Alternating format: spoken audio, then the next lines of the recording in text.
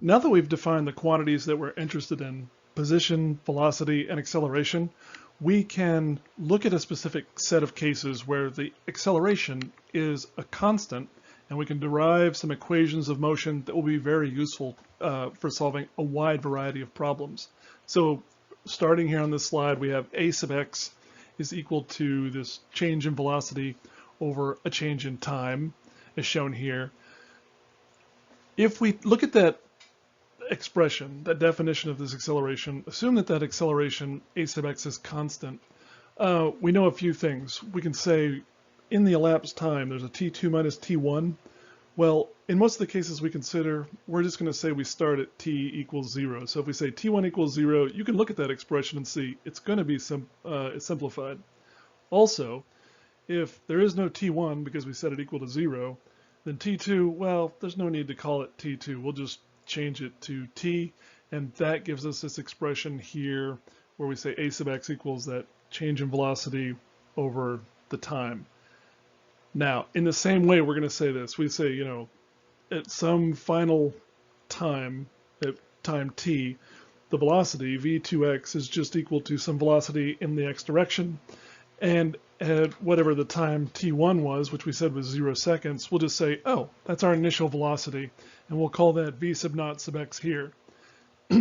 Making those replacements for v2x and v1x into this expression is going to allow us, with one more algebraic step, to write this equation of motion, which is very useful. And it's worth going through that final algebraic step, making those replacements for v sub 2 sub x and v sub 1 sub x.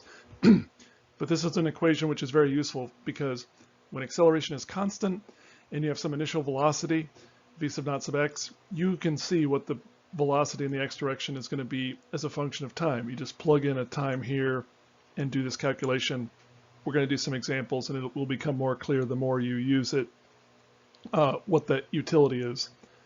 Also notice in this equation that you could be given any variety of variables and solve for something else. So here we have two different velocities. You have velocity in the x direction and the initial velocity in the x direction, the acceleration in the x direction, and time. If you're given any three of those, you can manipulate that expression algebraically, isolate the thing you're interested in, and solve for it. So if I give you acceleration and the time and the final velocity, well, you can use that to figure out what that final or what that initial velocity was.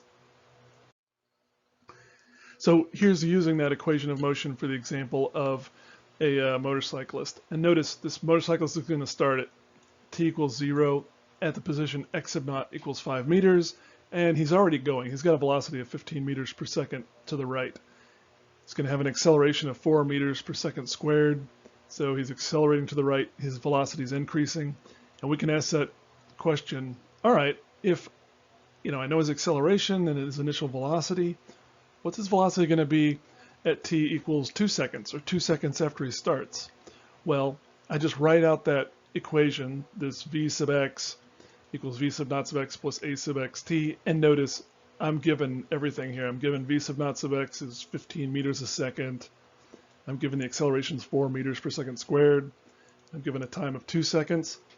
I just plug in those numbers as I show here, run them through my calculator, noting that the units all match up, and I find that after 2 seconds, this motorcyclist is going to be traveling at 23 meters per second. So his velocity is increased. The units work out if I'm careful and notice that I had seconds squared in the denominator in this part of this expression and seconds in the numerator.